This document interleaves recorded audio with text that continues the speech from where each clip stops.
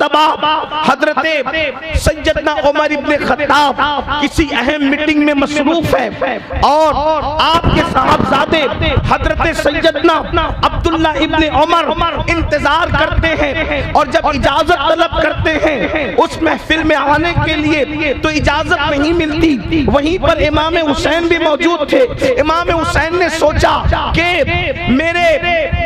میں جس سے ملاقات کے لیے جا رہا ہوں مجھ سے بہت زیادہ عزیز, مجھ سے بہت زیادہ محبوب تو باپ کو اولاد ہی ہوتی ہے. جب بیٹے کو اجازت نہ ہوئی, جب بیٹے کو اجازت نہ ہوئی محفل میں آنے کی تو مجھے کیسے اجازت ہو سکتی ہے.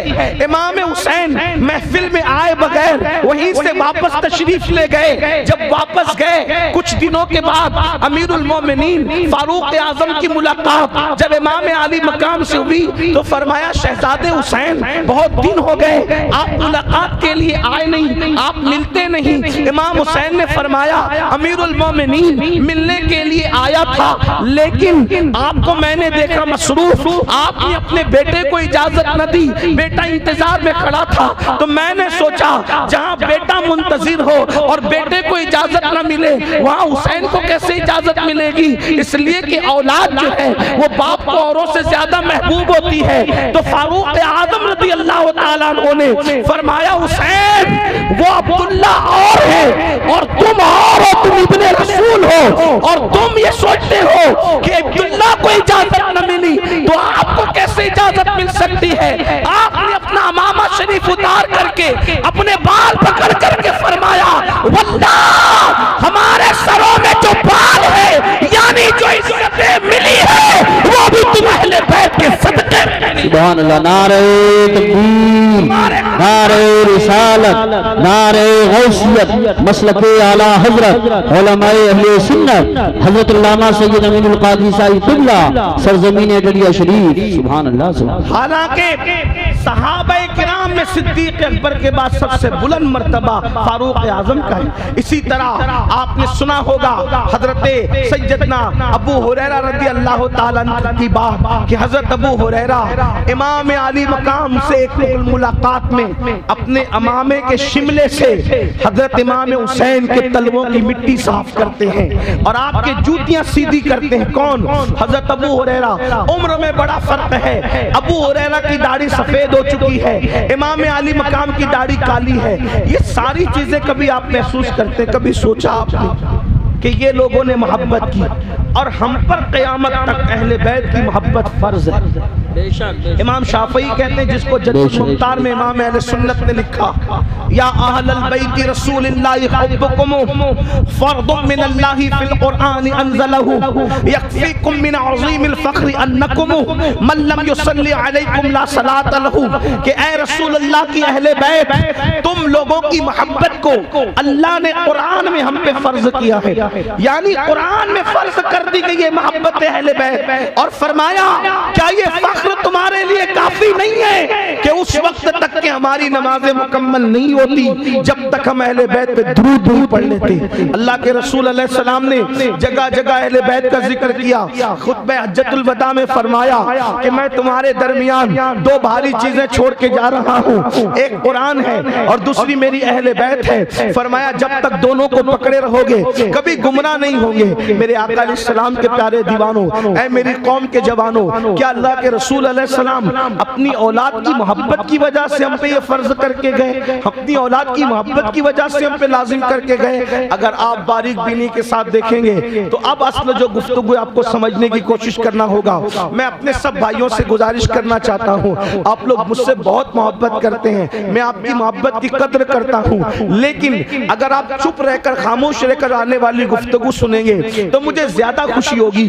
اب آپ توجہ کرنا, ماں اور بہنوں کی بھی توجہ چاہتا ہوں. دیکھو ہر باپ چاہتا ہے کہ اولاد سے میں محبت کرتا ہوں, میری اولاد سے دوسرے ہی محبت کرے, لیکن اللہ کے رسول علیہ السلام نے اپنی اولاد کی محبت کو صرف اولاد ہونے کی وجہ سے لازم نہیں قرار دیا, بلکہ میرے آقا نے اس کو عبادت کے درجے میں رکھا, اللہ کے رسول نے اس کو عبادت کے درجے میں رکھا, بلکہ یہاں تک فرمایا, ترمذی شریف کی حدیث سے یہاں تک بات ثابت ہوتی ہے کہ جن لوگوں کے دل میں اہل بیت کی محبت ہوگی اللہ کے رسول جنت کے جس درجے میں ہوں گے رسول اللہ کی اہل بیت سے محبت کرنے والے اسی درجے میں واہ واہ واہ، سبحان اللہ جس سبحان اللہ. درجے میں رسول اللہ ہے اسی درجے میں اہل بیت سے محبت کرنے والے. یہ محبت اہل بیت کا اتنا صلہ کیوں؟ ابن مسعود کا قول ہے، عبداللہ ابن مسعود فرماتے ہیں اللہ اکبر کہ اہل بیت کی ایک دن کی محبت ایک سال کی عبادت سے بہتر ہے. امام المتکلمین علامہ نقی علی خان اپنی کتاب میں شفا کے حوالے سے لکھتے ہیں کہ کوئی اہل بیت کو آتا دیکھ کر، حدیث پاک اللہ کے رسول نے فرمایا کہ کوئی میری اولاد کو آتا دیکھ کر کھڑا نہ ہو تو اللہ اس کو لا علاج بیماری میں مبتلا کر دے گا.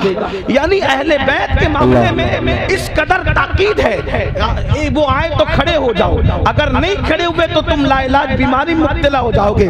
قاضی شہاب الدین دولت آبادی جو مخدوم اشرف جہانگیر سمنانی کے خلیفہ اور شاگرد ہیں، وہ حدیث پاک اپنی کتاب تفسیر میں لکھتے ہیں کہ تمہارے درمیان کوئی بھی آئے تمہاری مرضی کھڑے رہو یا بیٹھے رہو، لیکن جب رسول اللہ کی اولاد آیا کرے تو تم اٹھ کر کے کھڑے ہو جایا کرو، کیونکہ اللہ کے رسول نے فرمایا ان کو پیچھے کر کے تم آگے نہ جانا، ان کو پیچھے کر کے تم آگے نہ جانا.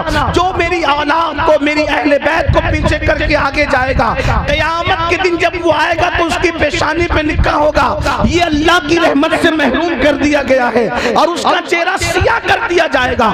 ہر جگہ پہ اہل بیت اہل بیت اہل بیت اہل بیت. آپ سے پوچھنا چاہتا ہوں حتیٰ کہ جب آیت درود نازل ہوئی ان اللہ و ملائکتہ یصلون علی النبی یا ایھا الذین آمنوا صلوا علیہ وسلموا تسلیما اللہم صلی علی سیدنا محمد وعلی آل سیدنا محمد. جب یہ آیت درود نازل ہوئی تو صحابہ کرام نے کہا یا رسول اللہ ہم درود کیسے پڑھے؟ تو میرے آقا نے فرمایا مجھ پر مجرد درود نہ پڑھا کرو، مجھ پر اکیلا درود نہ پڑھا کرو. کافر یا رسول اللہ کیسے پڑھے؟ تو سرکار فرماتے ہیں یہ نہ کہو اللہم صلی علی محمد، یہ نہ کہو، بلکہ یوں کہو اللہم صلی علی محمد وعلی آل محمد. یعنی جب مجھ پہ درود پڑھنا تو اکیلے مت پڑھنا، صرف مجھ پہ مت پڑھنا، بلکہ میری آل بیت کے ساتھ ملا کے مجھ پہ درود پڑھنا، میری آل کے ساتھ مجھ پہ درود پڑھنا. اللہ اکبر.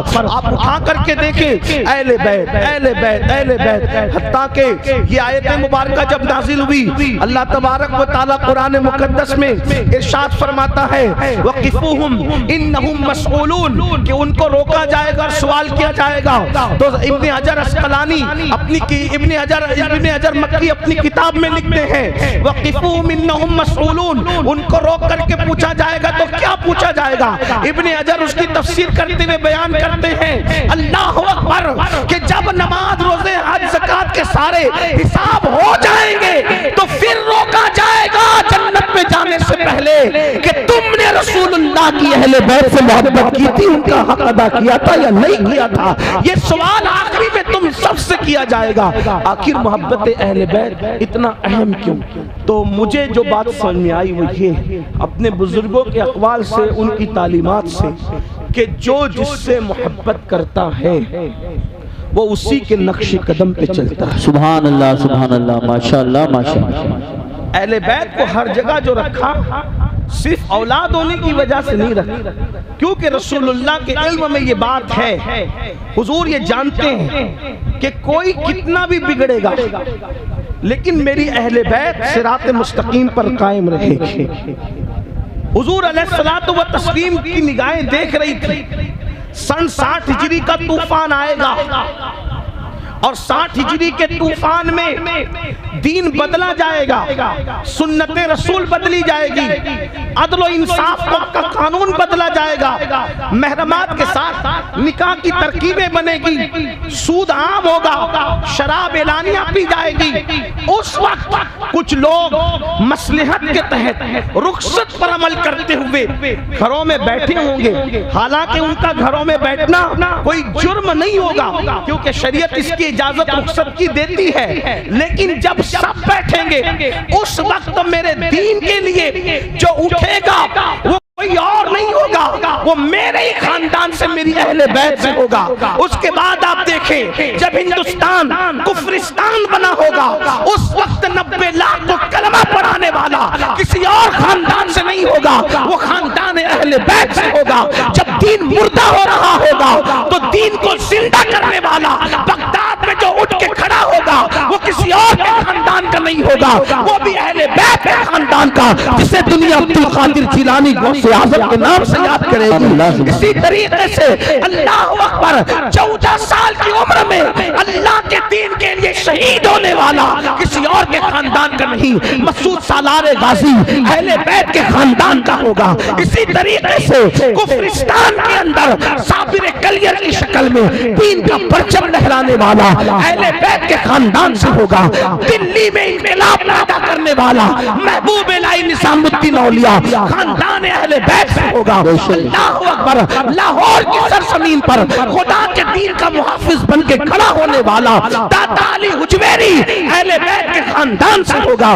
اسی طرح قیامت کے قریب کوئی خاندان دین کے لیے اٹھے نہ اٹھے، آخری میں جو محمد مہدی کی شکل میں اللہ اکبر دین کا حمایتی بن کر کے اٹھے گا اکیلا تن تنہا، وہ بھی خاندان نبوت کا چشم چراغ خاندان اہل بیت سے ہوگا۔ تو اہل بیت کی تعلیم اس لیے دی گئی کہ جو جس سے محبت کرتا ہے اسی کے طریقے پر، اسی کے نقش قدم پر چلتا ہے۔ اب مسلمانوں، ہم سے کہا گیا میری اہل بیت سے محبت کرو۔ اب جب